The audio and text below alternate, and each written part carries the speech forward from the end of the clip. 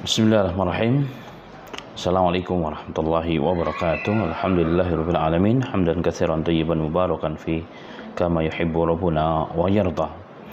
Melanjutkan bahasan tentang efek dari yang haram, baik memakan, memakai atau menggunakan barang-barang yang haram. Sebagaimana telah kita bahas pada pertemuan dan pada video-video yang sebelumnya, bahwa agama Islam adalah agama yang suci, agama yang baik, maka Allah tidak menerima kecuali hal-hal yang suci, hal-hal yang baik. Maka sesuatu yang haram digunakan untuk ibadah, ittifaqul ulama, sesuatu yang haram itu dalam ibadah pun menjadi haram, sebagaimana dinukilkan oleh Al-Imam Syekh Wahbah Al-Zuhaili dalam kitabnya Fiqh Al-Islami wa Adillatuha, dan dalam kitab-kitab yang lain. Dan ingin lebih jelas, silahkan bisa merujuk kepada video yang sebelumnya pernah dibahas dalam channel Aminah Official dalam judul Hukum Menggunakan Barang Rampasan untuk Ibadah. Ma'asyiral muslimin rahimani wa rahimakumullah. Haram ada dua sebab. Haram karena zatnya Allah telah mengharamkan, baik dalam Quran ataupun dalam hadis Nabi Muhammad sallallahu alaihi wasallam, sebagaimana sudah pernah dibahas. Yang kedua adalah haram karena proses untuk mendapatkan barang tersebut, seperti menipu, mencuri, korupsi, dan lain sebagainya. Dalam riwayat Bukhari dan Muslim, Nabi Muhammad sallallahu alaihi wasallam pernah bersabda, "Al-aidu fi hibbatihi kal-aidi fi kai'ihi." Orang yang mengambil kembali pemberiannya seperti anjing yang muntah kemudian menelan kembali muntahannya. Ini adalah proses mendapatkan barang-barangnya, mungkin secara zat baik, tidak ada masalah. Benda yang dikasih pada orang lain, masjid yang dibangunkan untuk kaum muslimin, untuk sebuah lembaga pendidikan, ketika diambil kembali, nah proses mengambil kembali itu, maka itu menjadi haram. Bahkan Nabi Muhammad SAW memisalkan seperti anjing yang muntah kemudian ditelan kembali muntahannya, dan ini menjadi sebab keharaman daripada barang yang telah diambil kembali, yang sebelumnya telah sah secara syar'i, diberikan atau dihibahkan, diwakafkan kepada orang lain.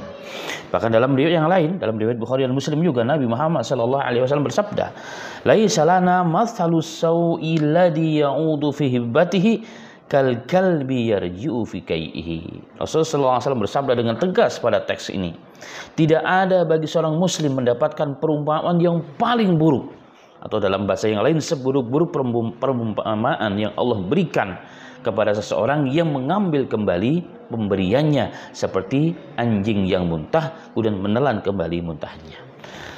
Hal ini juga pernah dibahas ya, dalam Al-Aminah Official pada Fiqh Ghasab.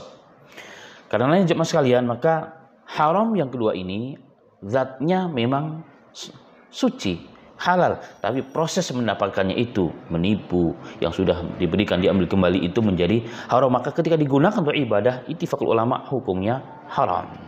Hukumnya haram. Kemudian jemaah sekalian rahimani wa rahimakumullah. Nah, pada video kali ini kita akan membahas pada efek yang kelima, bahwa ibadah, doa orang yang menggunakan, yang memakan, yang memakai, meminum barang yang haram, maka ibadah dan doanya tidak diterima oleh Allah Subhanahu wa taala, atau tidak dikabulkan oleh Allah Subhanahu wa taala. Sebagaimana ditegaskan Nabi Muhammad sallallahu alaihi wasallam pernah bersabda, "Innallaha thayyibun la yaqbalu illa thayyiba." Allah Subhanahu wa taala itu Maha Thayyib, maka tidak menerima kecuali yang thayyib, yakni yang baik. Wa innallaha amaral mu'minina bima amara bihil mursalin. Sesungguhnya Allah Subhanahu wa taala telah memerintahkan kepada orang-orang yang beriman sebagaimana telah diperintahkan kepada utusan-utusan Allah. Jadi para rasul-rasul Allah alaihi salatu wasalam dengan berfirman, "Ya ayyuhar rusul, kulu minat thayyibati wa'malus shaliha." Wahai utusan Allah, wahai para rasul Allah alaihi salatu wasalam, makanlah, minumlah yang baik-baik, wa malu solehah, dan lakukan ibadah yang baik. Jadi ibadah itu akan menjadi baik jika makan dan minumnya pun baik. Kemudian waqala ta'ala, ya ayyuhalladzina amanu, ini perintah. Kalau tadi perintah Allah kepada para nabi untuk makan dan minum yang baik. Kemudian ayat ini yang berikutnya adalah perintah Allah kepada orang beriman untuk memakan yang baik sebagaimana perintah Allah kepada para nabi dan rasul. Allah berfirman, ya ayyuhalladzina amanu, wahai orang-orang yang beriman, qulu min thayyibati ma razaqnakum. Makan dan minumlah kalian, ya makan tentunya dan minum pastinya di situ. Hal-hal yang baik, yang thayyib, ma razaqnakum, apa yang telah kami rezekikan, yang kami berikan kepada kalian. Kemudian hadis Rasulullah berkisah bahwa ada seorang laki-laki yutilu safar, yang kelihatannya dia telah melakukan perjalanan safar yang cukup panjang. Safar salah satu kondisi di mana mustajabud doa. Kemudian as'asu akbara yamuddu yadayhi ila sama. Bukti dia safar apa? Rambutnya acak-acakan, penuh dengan debu, badannya penuh dengan debu. Kemudian yamuddu yadayhi ila sama, menadahkan kedua tangannya ke langit. Seraya berkata, ya Rabb, wahai Rahabku, wahai Tuhanku, berikan ini, berikan ini, berikan ini, berikan ini. Panjang doanya. Kemudian Nabi Muhammad SAW berkomentar, wa mat'amuhu haram, tetapi sayang yang dimakan haram. Wa malbasuhu haram, yang dipakai juga haram, artinya bukan milik dia, ya kan, apapun caranya dan bagaimana. Wa ghudhiya bil haram, dia makan dengan yang haram. Fa anna yustajabu lahu, bagaimana doanya akan diterima oleh Allah Subhanahu wa taala. Jadi safar yang merupakan kondisi orang diterima doanya, mengangkat kedua tangan menghadap kiblat dengan sungguh-sungguh, yang merupakan syarat diterima doanya oleh Allah Subhanahu wa taala. Ini ternyata tidak ada faedahnya ketika seseorang itu makan, minum, berpakaian yang haram. Ma'asal muslimin rahimani wa rahimakumullah. Hadis ini adalah hadis yang sangat luar biasa sebagai peringatan bagi kita semuanya. Bahkan dalam hadis yang lain, riwayat Ibnu Majah, Rasul sallallahu alaihi wasallam bersabda, "Man syaribal khamra wa syakira lam tuqbal lahu salatun arba'ina sabahan wa in mata dakhalan nar fa in taba taballahu alaihi." Barang siapa yang meminum miras, khamr, minuman keras, lalu mabuk, lam tuqbal lahu salat, maka tidak diterima salatnya. Tidak diterima salatnya selama 40 subuh, 40 hari, 40 malam. Wa in mata, kalau dia mati tidak bertaubat, masuk neraka. Wa in tabah, kalau dia bertaubat sebelum meninggal dunia, maka Allah pun akan menerima taubatnya orang tersebut. Nah, di sini ada catatan. Di sini minum khamar dan mabuk. Apakah kalau yang tidak mabuk boleh? Oh tidak. Ini di sini hanya kalimat penegasan. Begitu dia suka minum khamar sampai mabuk, itu maksudnya.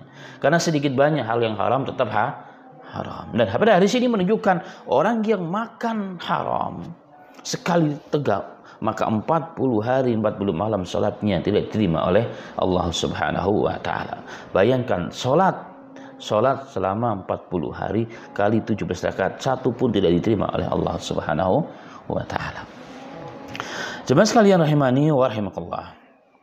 Ada satu riwayat dalam riwayat Tabrani bahwa seorang sahabat sedang berada di sisi Nabi Muhammad sallallahu alaihi wasallam membacakan, dan Rasulullah SAW membacakan ayat ya ayuhan nas, wahai manusia, kulu mimma fil ardi halalan thayyiba, makan di bumi ini yang halal dan yang baik.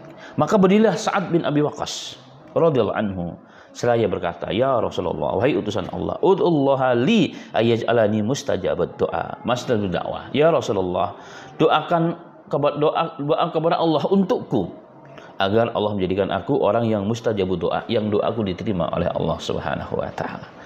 Maka Nabi Muhammad sallallahu alaihi wasallam mengatakan pesannya, ya Sa'ad, atib mat'amak, baikkanlah makananmu, jangan kau makan kecuali yang thayyib, yang baik-baik, yang halalan dan thayyibah.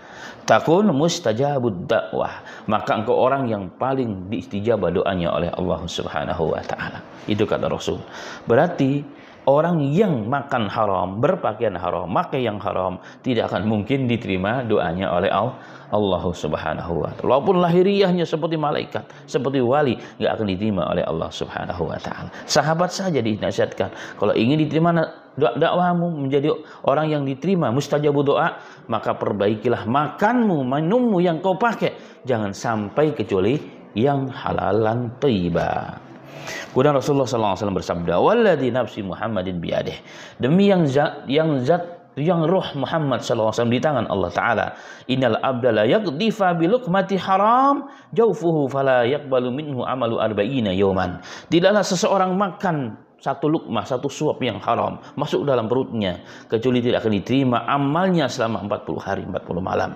Ayyuma abdun nabatat lahmuhu min saftin. Tidaklah seorang hamba tumbuh dagingnya di dalam tubuhnya dari benda yang haram, wariba atau yang riba, wan naru aula biha, maka api nerakalah lebih utama tempat kembalinya.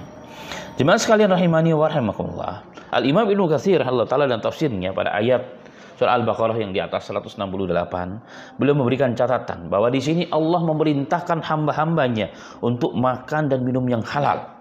Karena makan yang halal itu baik untuk hati kita, dan baik untuk badan, dan baik untuk akal manusia. Riwayat yang terakhir tadi, Mu'jam Awsat, yang diriwayatkan oleh Imam Tabrani, secara ilmu hadis, ilmu ulama sebagian mengatakan sanadnya lemah.